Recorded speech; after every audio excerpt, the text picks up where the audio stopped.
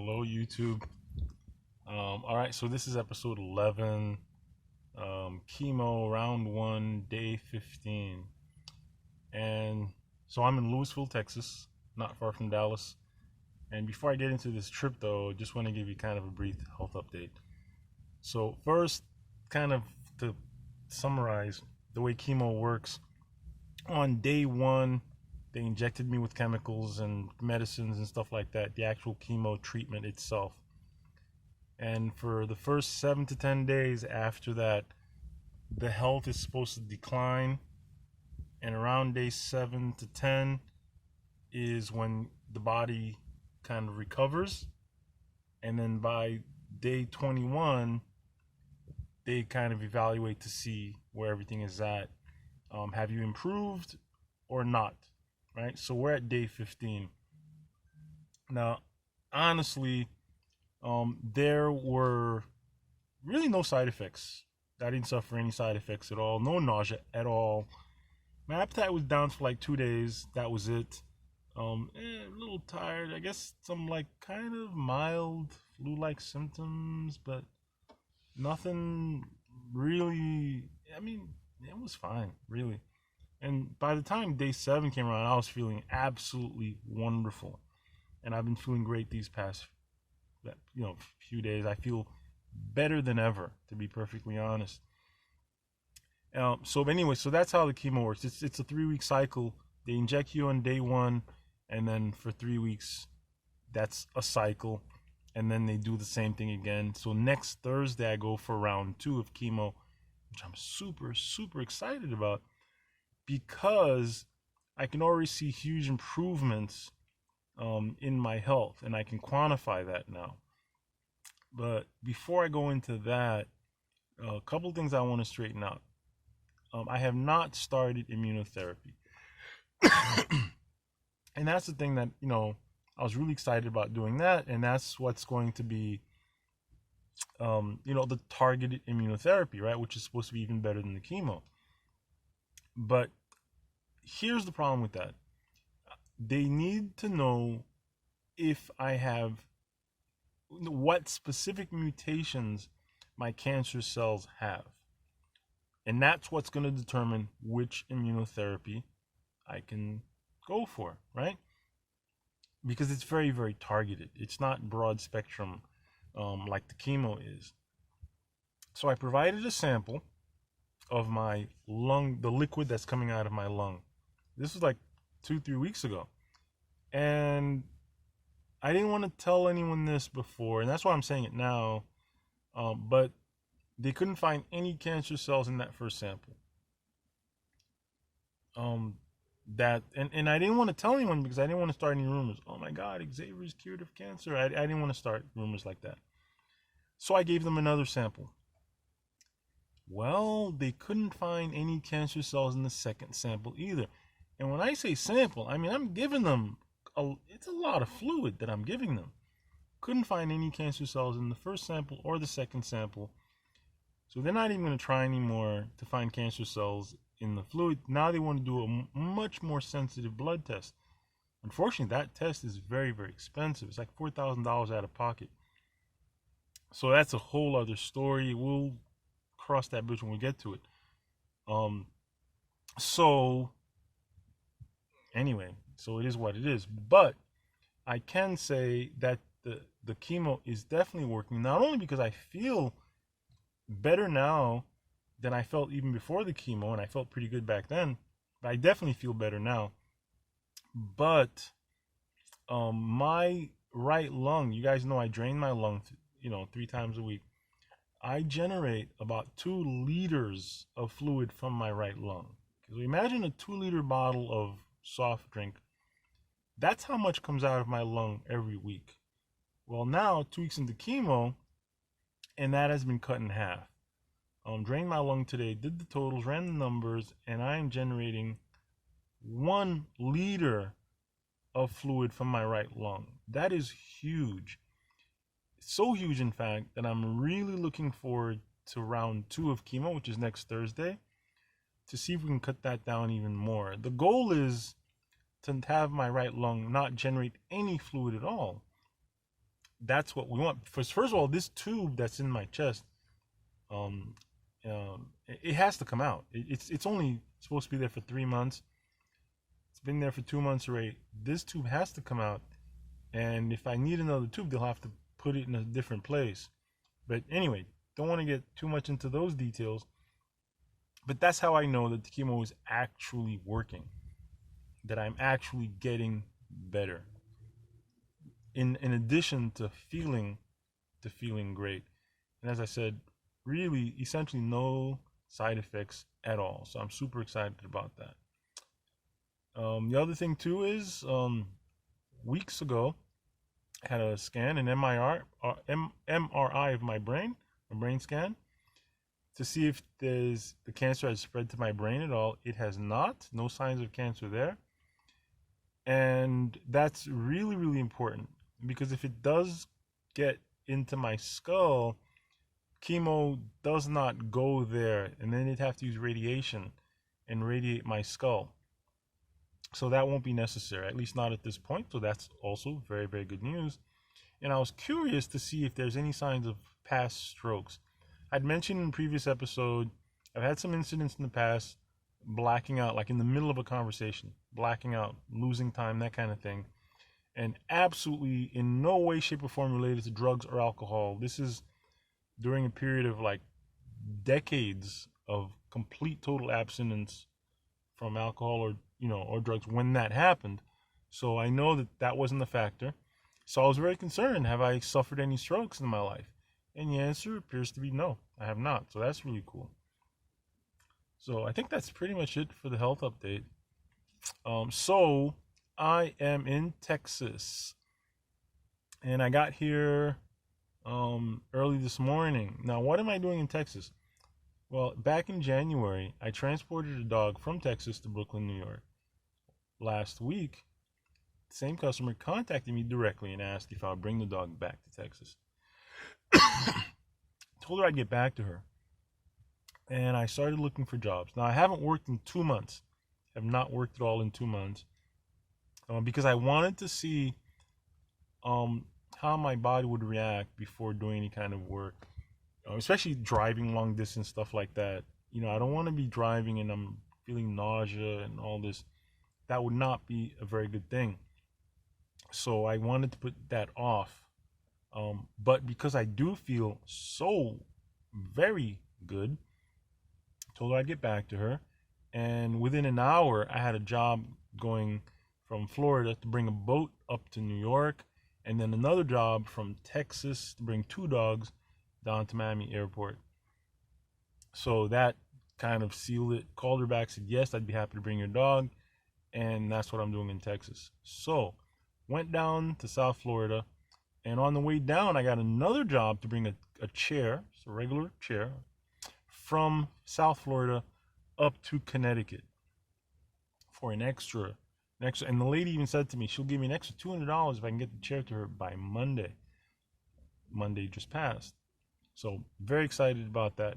Went down, picked up the chair, swung over, got the boat, and got driving up to New York. On the way there, I think somewhere in Georgia, I got stuck in very heavy traffic. Stuff like that does not bother me at all. Very few things bother me, because I really do believe, it's not just an expression, I really do believe everything happens for a reason. Well, I got stuck in that traffic jam for a reason. And I was driving like 5 miles an hour, and I looked in the rearview mirror and I could see like the wheel on the passenger side of the trailer looked really weird. So I pulled, and I couldn't see it at highway speeds. Anyway, long story short, the wheel was damaged, the tire, and it was bulging out the side. Couldn't see it at highway speeds. So being stuck in traffic probably saved me from, well, to blow a tire on a trailer at highway speeds, that would not have been fun. That could have been disastrous. But it worked out really well. Pulled off the highway, went to a tire shop, bought a new tire. That tire could not be repaired. Had to buy a new tire. Lost maybe an hour, and I was back on the road and headed up to New York. But of course, I first had to stop in Connecticut, delivered the chair. The lady was super, super happy. and then went through New York City to get out to Long Island to deliver the boat. Now that's where things got started to go kind of bad, because pulling a 40-foot trailer through downtown Manhattan is not a good idea. Don't do it. But I was using Google Maps. I use Google Maps and I use Waze as a backup, and that's how I navigate, on my jobs. Well, I've learned my lesson. If I'm pulling a trailer, I can't count on Google Maps. I have to get a special GPS specific to trucks, because Google Maps doesn't know that I'm pulling a trailer and what routes to avoid. While as a GPS specifically for truckers would have routed me around Manhattan. I didn't even know you could get out to Long Island without going through Manhattan. But you can, apparently. I think there's a bridge that goes through Staten Island or whatever. Anyway, so in downtown Manhattan, I had to make a hairpin turn to get onto I think it was the George Washington Bridge, and there was some kind of construction barricade, and it damaged the side of the boat. Called the owner, let him know, and, well, obviously he's upset. I was a little upset too, but it is what it is. So the boat was actually pretty bad, the damage. So we're going to have to, I'm going to have to be responsible for that and take care of that. So we'll see. But anyway, it is what it is. Very, very expensive lesson learned. And I will be getting a trucker-specific GPS whenever, to use whenever I'm pulling any kind of loads like that. But anyway, because of that, though, that kind of cascaded, and I had to contact the person in Texas that I was picking up the dogs from. So I got the dog in Brooklyn to deliver to Texas, but I knew I'd never make it to Texas in time to bring these other two dogs down to Miami Airport. So I contacted her, had to cancel on her. She was super, super understanding, super, super sweet. And in fact, we didn't get to meet, but she was so incredibly nice. She was more concerned about me when I told her about the accident. And we've decided to stay in touch. And I think she's going to Panama with her dog. She's moving to Panama, but super, super nicely. So shout out to Marcelina. Marcelina, thank you so much for being so understanding. I really appreciate it. Really, really appreciate you. But anyway, so drove Coda, the dog that I picked up in Brooklyn, dropped Coda off today in Texas, and Coda's family is very, very happy. So I'm now in Texas looking for jobs to get out of Texas, preferably back to Florida, but I actually don't have to be in Florida until Thursday, which is my next chemo. So technically I could go anywhere from here just to make money, but I don't know. We'll see what happens. I've bid on quite a few routes, and we'll see what happens. But my preference is to get back home to Florida. I don't want to cut it close in terms of chemo, and I don't want to be all tired when I get back to Florida. So I'd rather just get there sooner rather than later. And again, just feeling really, really great. So today I went to Planet Fitness, which is where I go when I'm on the road. I go there to shower and exercise, and usually I get on the treadmill. So I did something today I've never, ever done, or haven't done in a very long time. I don't like to jog. I'm not a jogger. I'm a cyclist. But I was feeling so good. I got on the treadmill, and I jogged for about a half a mile on the treadmill. And it was like, wow, this is really great. So definitely, and I have these different monitors. I have what's called a pulse oximeter. And so it tells me my heart rate, but it also tells me my blood oxygen level, which is super, super, super important to monitor that. And I mean, all my numbers looked really, really good. And so I did about half a mile of jogging, another half a mile of just power walking on the treadmill. built up quite the appetite. And after that, I treated myself to Burmese. Is it a Burmese? Yes, let's see. Here's the menu here. I went to a Burmese. I've never had Burmese food before. And this place it's called Ding Di. Ding Di Myanmar restaurant, authentic Burmese cuisine. And the menu is actually in English and Burmese. I've never had Burmese food before, and it was really, really good. But I'm gonna be honest. Now I told the guy I've never had it before. Asked what he recommended. He recommended something. The food was delicious, but if what I noticed is it is super, super spicy, like really spicy. Now I like it like that. I was very, very happy with the level of spice because usually I add more spice. I like it really, really hot and spicy. But he didn't warn me or anything like that. Had I been someone who doesn't like spicy, I would not have been able to eat that. But turns out I liked it. So that was fine. The other thing was a little on the salty side. Just a little too much salt for my taste anyway. So I say that if you ever go to, apparently that's how Burmese food is supposed to be. So if you ever go to a Burmese restaurant and you don't like spicy, tell them to not put peppers in there because, I mean, they cook the peppers into it. These are really, really spicy peppers. So I enjoyed it immensely. But just, so if you're ever in Louisville, Texas, and you want to try something different, check out the name of this place. Again is Ding Di Myanmar restaurant. All right, so check it out. I enjoyed it. I enjoyed it very, very much.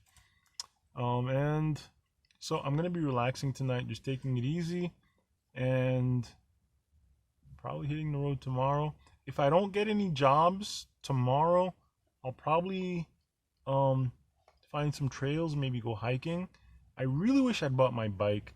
Now that the weather's better, I'm definitely gonna be bringing the bike on every trip, so I can go cycling, I can go mountain biking. But yeah, life is great.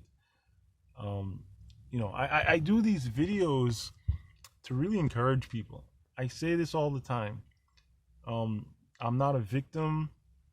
I hope you don't feel sorry for me because that's a total waste of energy. But more important, don't feel sorry for yourself. Everyone has a situation. Everyone has something that they're dealing with. Whatever you're dealing with, just face it, deal with it. Don't let it get you down. Plow right through it.